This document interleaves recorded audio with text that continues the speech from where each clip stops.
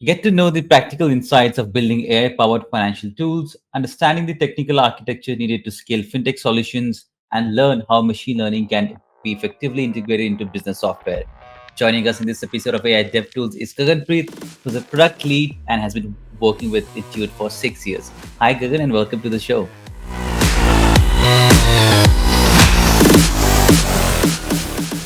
Hi, Simon. Thank you for having me here. It's a great privilege to be here and sharing insights around AI and invoicing. I'm my background is basically product management, and I've spent the Mhm. last decade working on messaging and invoicing tools, especially for small businesses. And the last six of which were at Intuit, really building the core invoicing capability that over 3 million small businesses in the US use. And so, what I want to share today is the journey the Humble Invoice has taken from a piece of paper to what we are now all exploring. Like, what would it be in the AI world? And I want to just ground, like, my whole intent today is to ground everybody in the reality that, AI for AI's sake might not work out. What will work out is this intersection between understanding small businesses, what their true problems are, and then bringing in technology to solve it. Before I move in, I wanted to point to like my deck. Hopefully, you can share it with your community. I Mhm. linked my recent paper down there. All of the data points in the deck today are sourced in that paper, and there's more details in there. Wow. With that, I'll get started. So, you know, I know what does Douglas Adams says 42 is the answer to everything, but really in the small business world, 27 is the real answer, which is uh, 27 is the number of days on average that small businesses have cash reserves for. And in the service industry, when you are when you invoice somebody and you're waiting for money for more than 27 days, it starts getting antsy. And not all your viewers might be aware about how service industry and invoicing works. Generally, when you send somebody an invoice out, you say the terms are net 0, net 30, net 60, net 90, which means the invoice is either due right now or in 30 days or 60 or 90. And those terms are based on the industry or space that you are in. And moving from those cash reserves to payment volatility, approximately 75% of all small businesses say up to 20% of their revenues are highly volatile. They don't know if the customer is actually going to pay them once they're done with their work. And it's extremely acute in construction and building. Imagine this, right? In construction, generally invoices are sent out on a net 90 basis, which means the invoice is due in 90 days after it's been received. And then there is an 83-day payment delay. So if you finish your work on January 5th, you're going to get paid in third quarter of the year. That's how long the delays are. And you might have heard stories about people saying, hey, the contractor came in, took the deposit and ran away. It's not that the contractor was evil. He's stuck in this evil system where he's stealing from Peter to pay Paul because he has subcontractors that he needs to pay. So with that, you understand, like, cash flow is king for small businesses. They make or break if they can recoup their investment and their work sooner and faster. And that has been what the invoicing and service-based industry providers like in QuickBooks, Bill.com, Zero, and many others have been trying to solve for more than 20 years. And with any fintech, obviously the first three are obvious, right? If you're dealing with payments, especially at US or global scales, you need to understand payment scales, you need to understand reliability and security. That's a given, right? If you can't build a payments product that understands scale, reliability, and security, you'll fail. There are a bunch of solutions in today's date that like give you that out of the box, literally. If you're building a startup, Stripe offers you these three. But what you need to bring in, especially in the small business space, is understanding what user experience is going to work. It's a mom and pop who's running a welding shop, or who's running a gardening for land care facility, or a pool cleaning facility, and so on, right? They're not that tech savvy or even accounting savvy to understand all your invoicing terms. And secondly, integrating into solutions that the payers have on the other side. Because in many cases in the invoicing world, the payer of once you've sent the invoice, who's going to pay, might choose to use a different system to pay you, right? At the very base level, they might use things like bill.com to Expensify to Rack and others. And at the high end level, they would say, hey, we use the SAP procurement system or our Oracle procurement system to work. And so if your system understands the user experience for small businesses and is integrated into the right payment systems, then you've actually solved a problem. That's at the very high level. But I wanted to actually walk people through the story the Humble Invoice has taken over the last 20 years.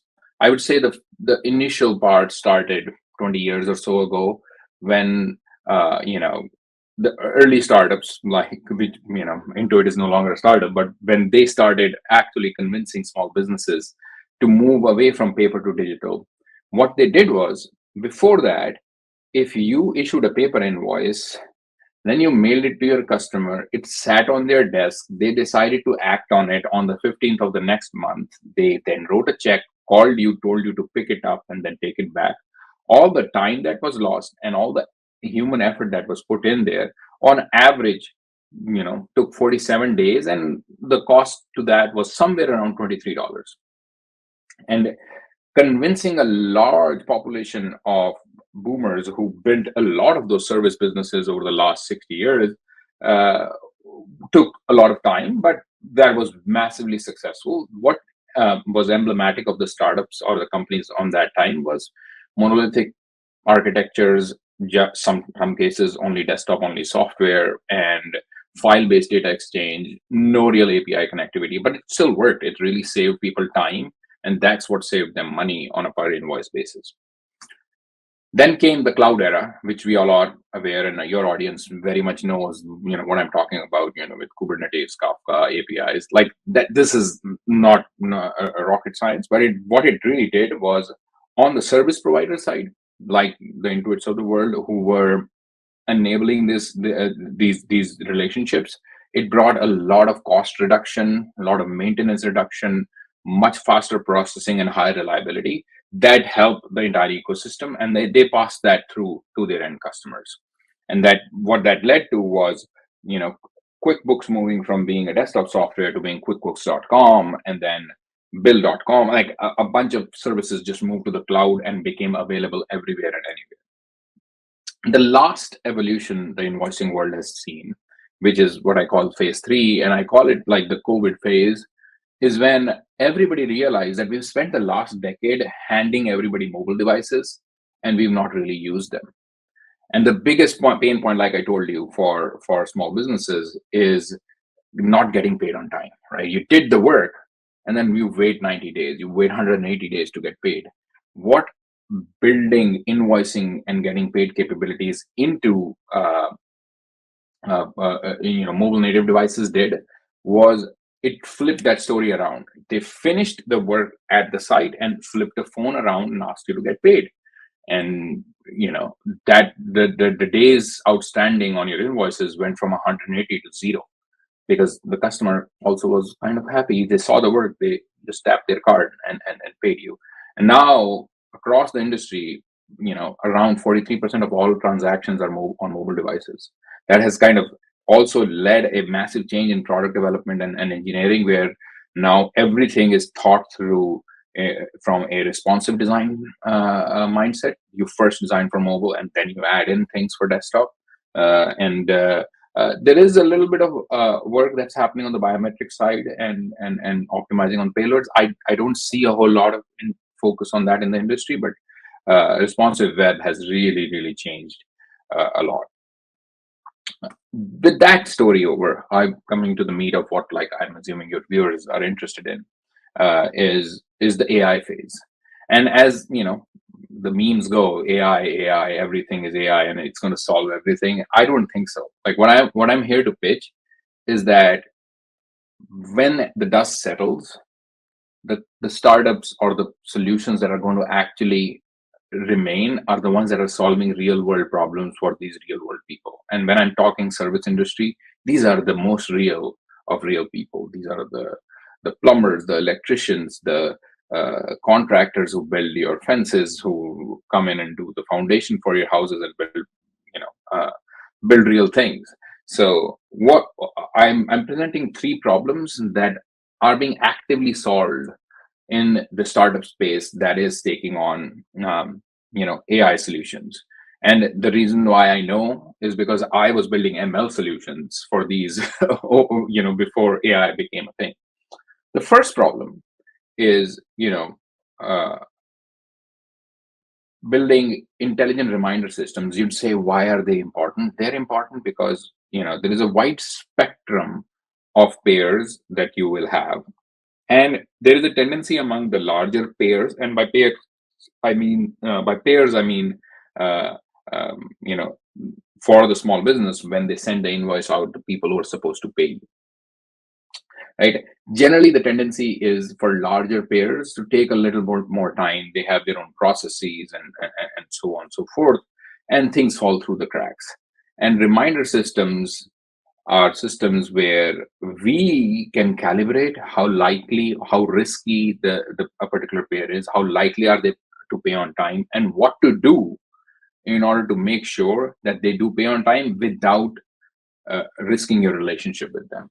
So, in the ML phase, what we've been doing is like, grabbing as much feature data as possible to feed into the models, using gradient boosting to predict timing and other predictions, and deciding at a sub 100 millisecond level, like how to communicate, what should be the tone, what method, like should be email, should be text, and then building a bunch of A/B tests on top of that to figure out how to follow up, like how to progressively change the tone of your messages, or the channel of your messages, and so on.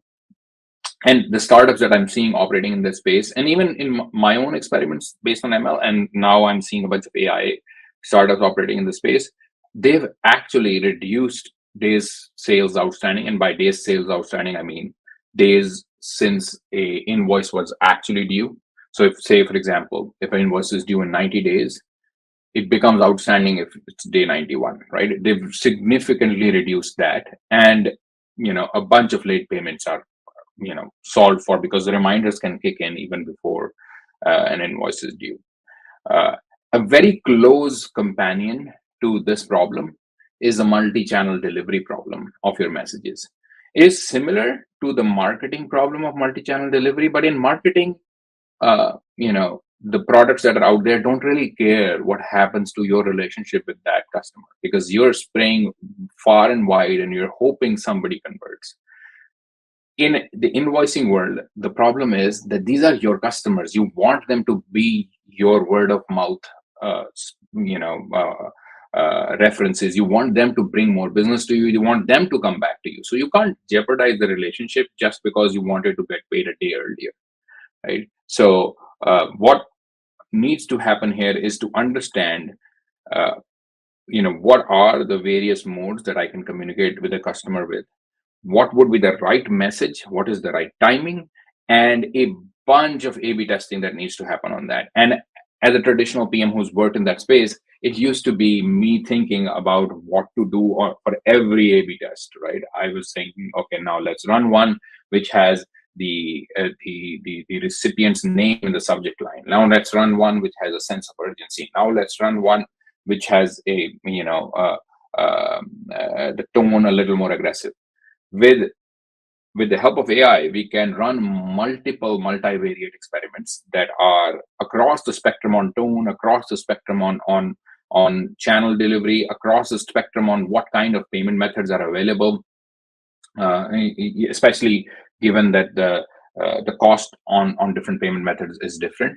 And do you want to pass that on to the customer? All of this is testable and can be run as multivariate tests that are always on, and the system itself can self optimize. This I have not really seen a startup do really well, but there's a lot of money to extract for both this SMB and the service provider if this is done right. And the last problem or opportunity space for AI in this space that I wanted to call out is dynamic discounting in terms. So it's not a new idea. Dynamic discounting and dynamic terms have existed at a large company level since, 60, 70, maybe even hundreds of years. What that means is basically two large companies discuss with each other and say, hey, if you pay me before a due date, I'll offer you a discount in the price that I give you. And dynamic terms means, like, if you agree to pay me at different milestones across the product journey, I'm willing to pay you a lot more. Um, sorry, I'm willing to give you more discounts. This has never been brought down to the level of SMBs. And the reason for that is the data that SMBs have on their relationship with their customers is very little. So you can't build dynamic terms on your own. But as a service provider who's providing service to millions of SMBs and consumers and has an understanding of the entire space, this is the right time to build AI powered products that can let SMBs offer dynamic discounts and terms to their customers. So these are three kind of grounded in reality problems that are actively being pursued by multiple startups that I know of, and are things that where uh, graduating from ML to actually AI based solutions will really transform the space. I still wanted to have one slide to talk about AI for the sake of AI. I would say these are less grounded in reality, but there is a lot more in the future that can be done on the invoicing workflow side. Just imagine, right? You are a plumbing service provider for the entire Bay Area in California, and you compete with hundreds of others. Somebody on Yelp just posted, my kitchen sink is dripping water underneath the sink, and they even took a picture and posted that request on Yelp. If you can leverage AI on the other side to process that, to offer two things to the end customer: not a general response, not a fast response, but a response that is accurate and gives customer confidence. What does that mean? It's like, hey, I understood your problem. This is how much it's going to cost, and I can guarantee the price. And I or somebody from my team can be there at your place at this time. There is no chance anybody else gets that bid, right? So being able to, but what I'm seeing happen in the market is people are worried about promptness, and in the sake of promptness, they just send you a response saying, "Can you send me more details?" Or send you half-baked solutions or just random price points. You don't win customers that way, right? In the SMB world, you win customers by being accurate and being fast, and giving them confidence that you will actually show up. Many contractors don't even show up on times they promise. That's on the invoice generation side. On the customer communication side, there's a whole lot that can be done. Imagine a longer term project. Imagine you're working with a contractor who's who's building you a brand new house, or who's build a brand new house might actually be too big a project, but still, for the sake of discussion, there are milestones in that project, right? There is the excavation, there's foundation, there's framing, there's electrical, so on and so forth.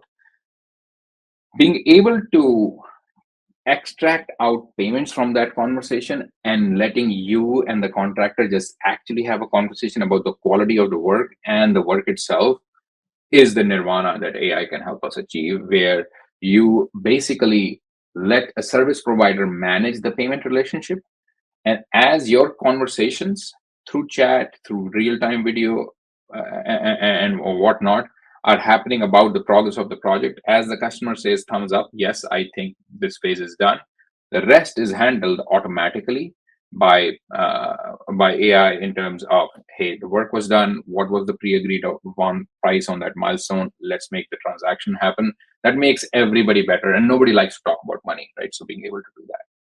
Lastly, I'm also imagining a world where not only the SMB has AI tools on their end, the payers also have AI tools on their end. And then the payers not necessarily always are consumers, they are also other SMBs and larger companies. And in a world where AI agents on one side are talking to AI agents on the other, changing the currency from being US dollars to USDC or other blockchain solutions will actually bring down the pricing, the cost of those transactions, and actually let them communicate and act on your behalf much faster. That future is a little further away. Nobody wants to hand money to an AI agent to transact on their behalf. As trust builds up, that's going to happen. The second side on my slide, on the right hand side, is more from a service provider basis, right? As a service provider to SMBs and their peers, there's a lot more we can do leveraging AI, which is um, uh, building a better pipeline of real time credit decisions that lead to the three other things that I'm pointing out, which is dynamic financing terms, automatic factoring, and supply chain financing. Cash flow is a huge problem for SMBs. Being a service provider who has visibility into your past can actually help you take a lot of the pain of the cash flow crunch away by actually giving them friendlier terms for all of these three things. Uh, that will truly make service providers in this space true friends of SMBs, and build mutual trust. That is where I think the future can go. And I really am optimistic about the future, that there is a lot of gloom and doom that is being talked about, like, oh, AI is going to take jobs away, it's going to make this. No, at the end of the day, for every prior revolution, what we've seen is technology morphs itself around human needs. And in this small business space, the human need is to mitigate the cash flow crunch. Bringing it down from 27 days to 0 days would be great. That's what I had for you guys today. Happy to have a back and forth or questions on this. My contact information is on the slide deck as well as my paper. So happy to hear more from everyone. Lovely, Gagan. I think you should grab a glass of water because you have been speaking nonstop from last 20 minutes, and it is so lovely to No. hear you from behind the scenes. It is great. As I was telling you before we were starting the stream, we never had a really opportunity to host someone from the financial background, and everything that you shared. All the pearls of wisdom. It is coming from your years of experience, and the knowledge you have gained working in these financial institutions. I wanted to know, right? Often there's a big roadblock, right? Whenever someone is introducing new tech. I remember 10, 12 years back when folks were, very reluctant to get into cloud, right? They're like, no, we cannot give away our data. We should be having on-premises everything, right? And now, as things are moving to AI, there's always a trade-off between the technical people and the business people, right? So when these legacy companies and or all these systems, right, when they want to move into AI, right, what are some of the roadblocks that you see because of you have worked with so many folks, right, and how can they overcome? So the biggest roadblock I see is the the tech people inside a Hmm. company doing AI for the sake of AI. You put that in the product, and the customers, when they see it, they're like, I don't want to be your guinea pig. Don't Oh. don't give me this beta product. I want the old one, right? So this is the reason why Clippy has failed forever, right? You remember Microsoft's Mm. Clippy that I remember. I'm not that everybody's old, doing but I remember. everybody is doing Clippy again, and they think it's going to work this time. No, nobody wants another chat agent who's experimenting on them. What people want are solutions to problems. So you don't even need to tell people that this thing is powered by AI. What you need to Mm. do is figure out. Let me give you an example. Like, this is an actual experiment I ran. It's a little bit less of AI, but that's how AI can work. It's more ML, where literally we went into our invoicing data and saw across industries that in certain industries and in certain regions, like, let's say, Bay Area construction, the terms for invoices don't always need to be net 30. They can be net zero, which means the invoice is due right now. But given the fact that defaults are 30, 90, 60, so on, people were just out of habit just creating 30-day terms and sending out those invoices. So we started prompting people with the insight that said, hey, by the way, other businesses in your area in construction are doing net zero terms. And we didn't say it was powered by AI or ML or anything. Just we just actually just gave them the insight, and we immediately saw everybody switching to net zero terms and getting their invoices paid faster. Everything in the ecosystem became better, right? And we provided it now as QuickBooks. We became their trusted partner, right? I did something similar way back at Uber, where if your credit card declined and we had your history of, like, 8 years of transactions with us, we'd let you take the trip, and we'd say, hey, we'll try your card again tomorrow. This is on us. We trust you. People Wow. started posting screenshots of that across the board, right? This is like where the problem we are solving is mutual trust. The problem we are solving is actually the point of need, not how do I ship AI, right? And Hmm. right now, a lot of what is happening in the industry is how do I ship AI? How do I ship a chatbot? How do I do conversational UI?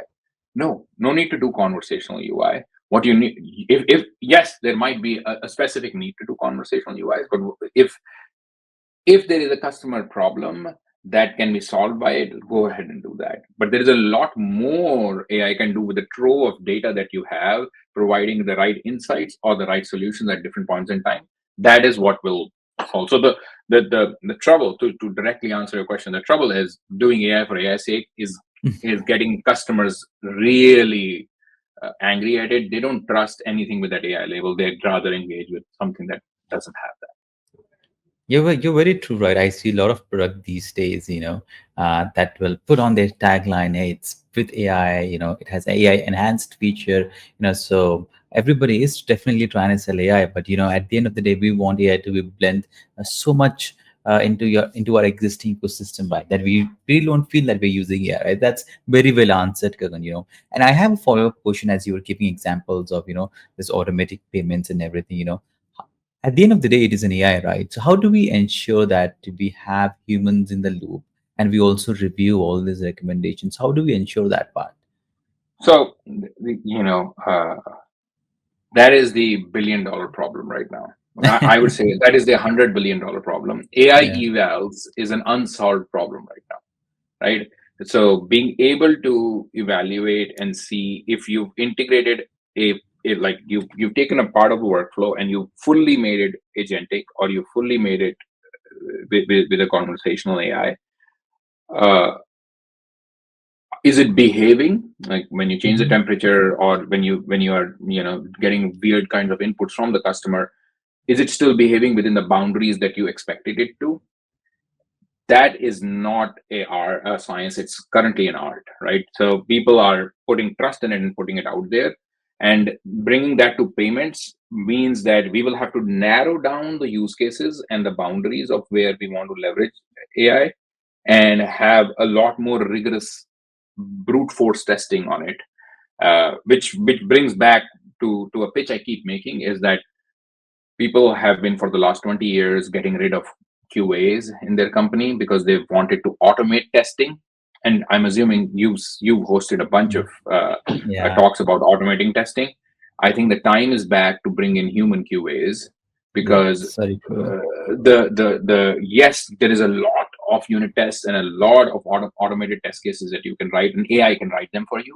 But at the end of the day, the boundary conditions are where the reputation of your company exists, and you need experts in your product to test for those, right? And so that's like uh, the long answer to this. Like if I wanted to start a company today, those are the kind of spaces I would start one in, with, like, you know I am here to test your AI, right? So yeah, AI evals is in my view uh, a really complex problem, and that is, like, internally I'm seeing a lot of companies decide to label their projects beta or AI Hmm. because they're afraid if they label their main product with that, then people are it needs to meet a higher bar of quality, which they can't trust. Like, leaders in the companies can't say, hey, you know what, this is we're going to work 99.99% of the time. It's not going to freak out. It's not going to hallucinate. It's not going to create more problems for us. And then bringing that to the payment space is going to be a bigger problem, because the reliability needs to be way higher. And the solution for that is actually literally narrowing down those use cases where you leverage AI. Like, If instead of letting AI own the entire workflow, if you say your decisioning is for one part of the flow, which is like, what tool do I use to send the message, and then what tone of the message do I use, and so on, that can be rigorously tested if they're isolated at different parts. If you let it do the entire workflow, I don't think we're there yet. Perfect. Thanks, Karan. I think we'll have to host you once again, right? Because you have so much to share, and even for those who'll watch it, later on, I think they'll have to come back and rewatch it again, because there's so much you have shared in just about 25-30 minutes. Thank you so much, Karan. Any final thing you want to add before we wrap up today's episode? I like a couple of things, Simon. I'm happy to actually come back. I was apprehensive coming in. I really wanted to Mhm. share this journey about Yeah. invoicing. I was like, this is the AI community. They might want like actual tech demos, and I'm not bringing that because I'm coming from a product background. But I felt like this needs to be shared. So that's why I came here, and I'm happy to be back here. There's a lot more in the space that I have been thinking and Hmm. exploring about. So always happy to come. Perfect. Gagan, thank you so much once again for sharing your pearls of wisdom. And thank you so much, everybody, for joining us in this episode. That was it. And we will see you in the next one. Until then, take good care of yourself and see ya. Bye bye.